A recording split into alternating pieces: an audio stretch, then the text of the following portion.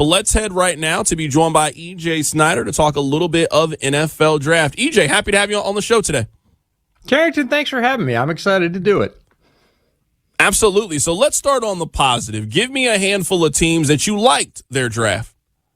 Yeah, actually, this year it wasn't that hard to find teams that I really liked their draft. For our annual Best Drafts recap podcast that we do on Bootleg Football, I had 10 teams that I had to narrow down for 5 spots, and that's pretty good. And there were another 6 teams that I was looking at for honorable mention. So when you start with that, it's basically half the league had pretty good drafts. But if I had to put my top 5 up, not particularly in any order, it would be Bucks, Jets, Lions, Chiefs, and Panthers. I saw a lot of draft experts like yourself that really likes Cleveland draft, but then made me think it's not going to work out for Cleveland. It's just not going to work out for them. It's funny what we think going in, and again, draft grades, I understand why they're done. They have to be done. They create clicks. They create engagement. You can't really grade players because you don't know the answer to the test. I think Lance Zierlein said that. When you're talking about grading players, it's to a test that hasn't been issued yet. So grades are one thing, but I really liked what Cleveland did in terms of the players they brought in. Now, whether or not they develop those players and fit them into their system, that's a different thing entirely. Let's now flip it on the other side. Give me a handful of teams that made you scratch your head when it came to the NFL draft. For sure. There were 3 teams in particular, the Cards, the Jags, and the Rams. And look, the Cardinals have $63 million fully guaranteed in their running back room. That's an absurd number. It's leading the league by at least $15 million, and pretty soon it's going to be closer to $20 million. That's just not great resource management. It's nothing against the player. Jeremiah Love, fantastic talent, probably one of the most talented players in this draft overall. But in terms of resource management, that's pretty odd. The rest of their draft I didn't love. There were some players I liked, but Carson Beck is a really interesting choice given where they are. They basically had to do something at the quarterback position. That's not the swing I would have taken. The Jags see player evaluation very differently than the rest of the league. If they keep winning, a la San Francisco, who has also had some questionable draft history of late, everything will be forgiven. If in San Francisco, Shanahan covers that up, Brock Purdy makes up the difference. If they keep winning with Liam Cohen in Jacksonville, nobody will question it. If they don't, if they fall off from last year, if they post a losing win total overall, the questions are going to mount really, really quickly because Wonder Kid status melts in the NFL faster than almost anything else. And the Rams, picking Ty Simpson, I know we're going to talk about it in a little bit. In the first round, it just raises a lot of questions that we'll talk through, but it was definitely the head-scratching move of the first round.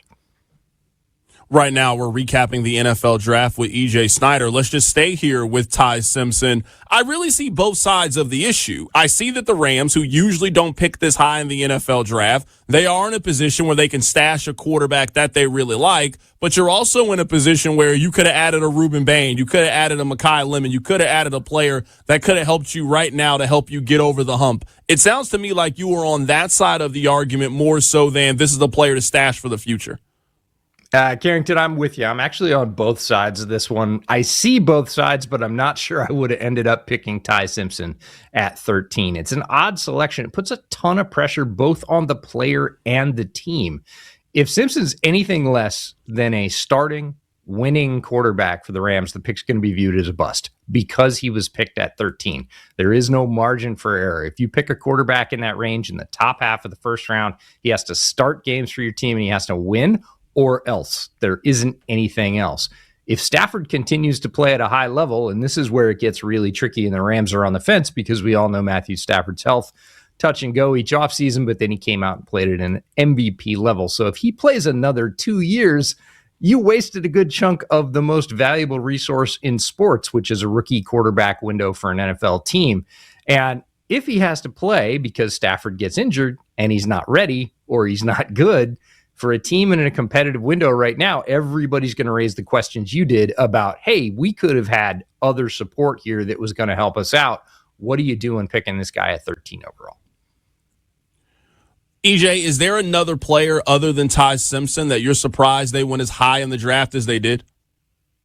We go right back to the Jags, and Nate Borkshire, who's the tight end that they selected, started a run of wide tight ends, so maybe they were just getting ahead of the curve. But again, that particular player, one of the best blockers in this draft out of Texas A&M, older player, didn't have a ton of production, doesn't have great measurables. I mean, he's big, but he's not particularly fast or agile. So again, when you're picking a tight end that high, top of day two, you're looking for all of those things. You're looking for receiving potential. You're looking for a little bit of game breaking if you can get it. You're not just looking for the most competent blocking tight end in the draft. Now, they think that's in there and they can unlock it. They said as much. I'm not so sure. So that was another one where I was like, oh, okay, you liked him a lot more than a lot of other people. Right now, we're recapping the NFL draft with EJ Snyder. I don't know if there is a wrong decision, but do you think the Jets made the right decision going Bailey over Reese at 2? I don't know if there's a wrong decision either. Again, they have a lot of information on these guys and have had for 3+ years. That's the thing I think a lot of fans forget, is that teams are not new to these players. They've been talking to them for the last 2 or 3 seasons. They've been at their spring game and their junior pro day and everything else. They've talked to their family and their high school coaches. When it comes right down to it and you're in that position, the position the Jets are in at the top of the draft, looking for a talent to turn your team around, you've got to go with player fit, and you've also got to go with who the person is, especially in the top 10. There's going to be a lot of scrutiny again. If Bailey doesn't work out and Arvell Reese becomes an absolute monster, there will be more questions about the Jets, and it could cost that regime their job eventually. I think they got the pass rusher who is more ready to go right now. I think Arvell Reese has a higher ceiling, but in terms of if you just want to plug and play and you don't want to be terribly creative with what you do with him on defense, you're going to line him up and rush him, stunt him, all typical sort of defensive end edge things. Bailey is the more polished player at that right now, and that's the caveat. And they chose that so that they could hit the ground running. No one has any questions about the player, Jeremiah Love. Do you like the pick, selecting him at number 3? It's tough. Again, it's a little bit like the Ty Simpson pick. And with the Cardinals, like I said, where their salary cap is, and in terms of how you were basically divvying up money between the offense and the defense, premium positions and less premium positions, it's really rugged. Their entire running back room counts for $63 million in guaranteed money. That's a lot. Now, that's not all this season, but that's all money that their owner has to pay. It very much felt like their owner was probably involved in this pick. Look, skill position players at the top of the draft is a very good way to sell tickets. If you're not going to be a great football team, you can sort of sell the hope of, hey, we got one of the best offensive talents in the draft. You should come fill the seats and see him.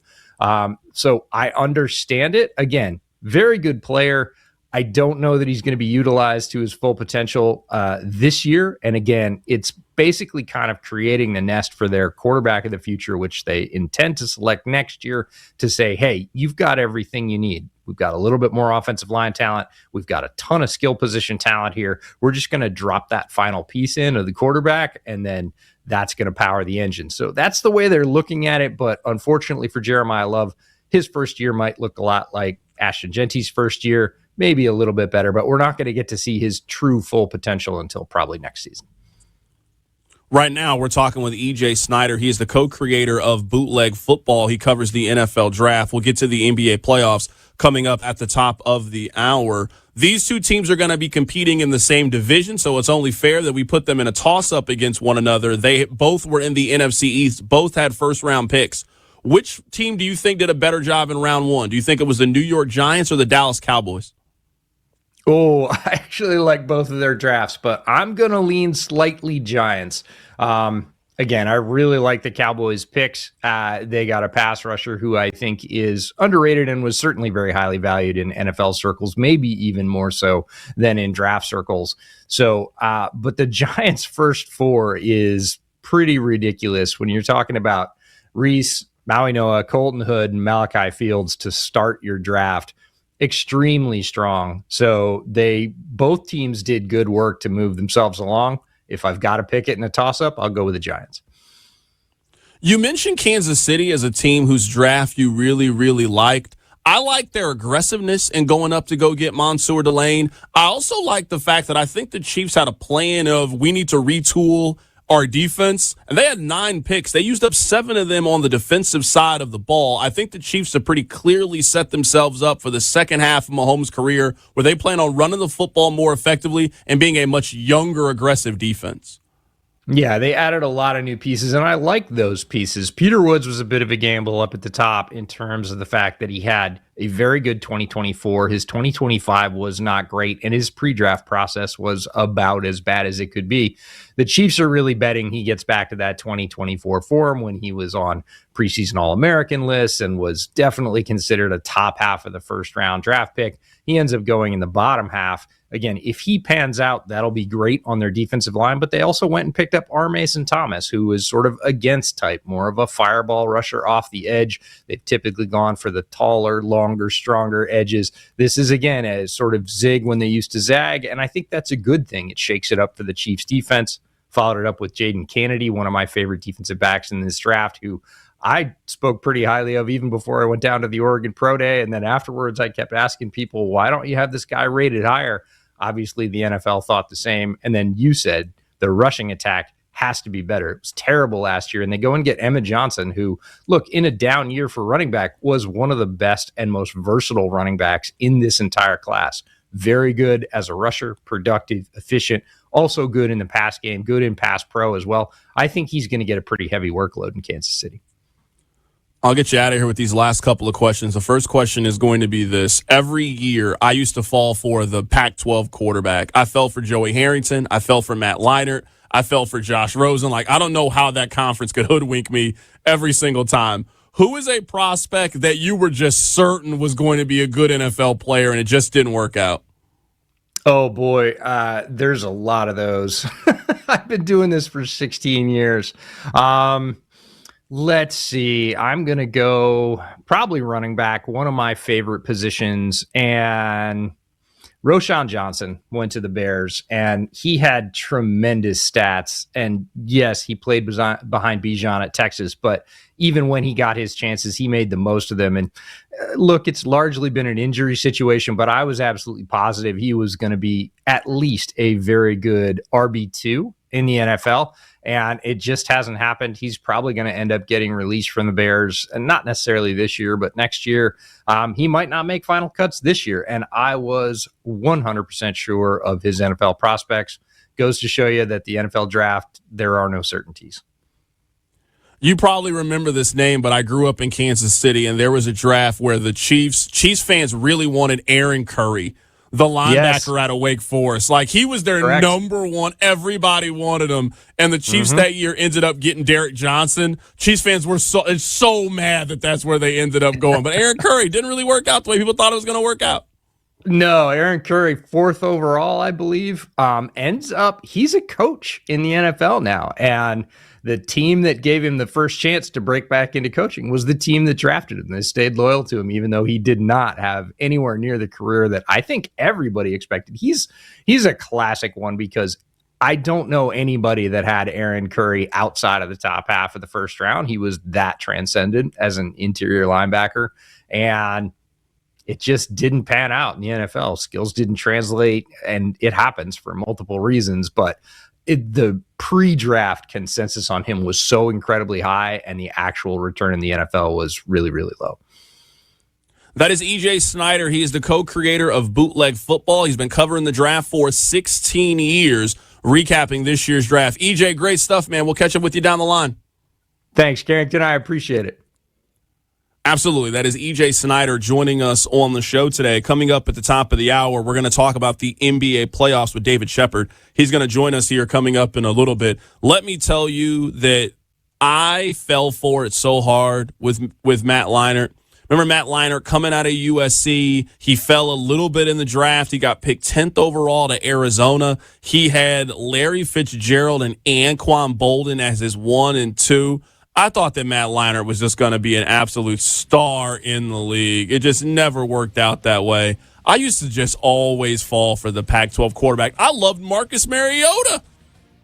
It just didn't really work out. I don't know what it was. Maybe it's those late nights staying up. I wasn't getting enough oxygen to my brain. I fell for that Pac-12 flavor of the year every single year. Let's reset things. Let's get back to the NBA playoffs. We got a handful of important games coming up later today. Keep it right here on You Better You Bet.